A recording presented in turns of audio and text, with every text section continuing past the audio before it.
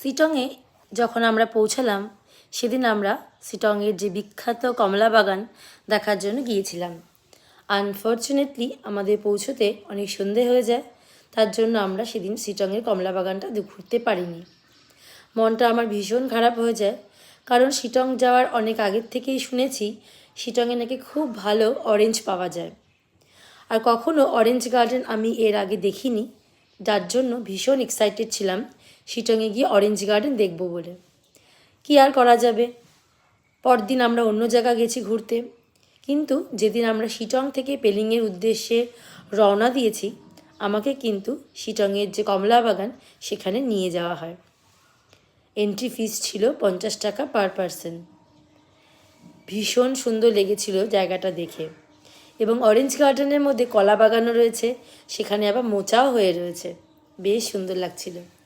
সেদিন আকাশটাও খুব ভালো পরিষ্কার ছিল, খুব সুন্দর লাগছিল দেখতে অরেঞ্জ গার্ডেনটা। চোখের সামনে এরকম অরেঞ্জ গার্ডেন দেখতে কার না ভালো লাগে, একদম ফ্রেশ, দুর্দান্ত সুন্দর। এটা হচ্ছে কমলা, মানে পাহাড়ি টমেটো। কমলা বাগানের মধ্যে এই গাছটাও রয়েছে। এই ধরনের টমেটো নাকি আচার বানানো হয়, খুবই টক এই ফলটা নাকি খেতে। রান্নাও কেউ ইউজ করে, কিন্তু মেইনলি আচার বানানো হয়।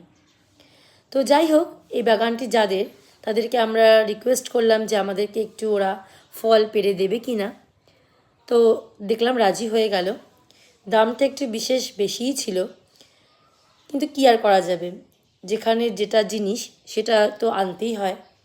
আর তার জন্যই দাম একটু বেশি লাগলেও ওদেরকে বলা হলো যাতে আমাদের একটু কমলা পেড়ে দেওয়া হয়, এবং ওরা আমাদেরকে কমলা পেড়ে দিল।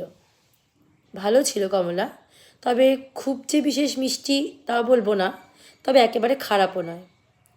তবে ফলের গায়ে লেখাই আছে, গাছগুলোর গায়ে, ফল কিন্তু ছেঁড়া যাবে না নিজের থেকে, আর যদি চোখে পড়ে যায় তাহলে কিন্তু জরিমানা 500 টাকা। তো সেসব দিকে আমরা চেষ্টাই করিনি, আমরা ওদেরকে বললাম, ওরাই আমাদের ফল পেড়ে দিল। যাক, আমার কমলা বাগান দেখা সার্থক।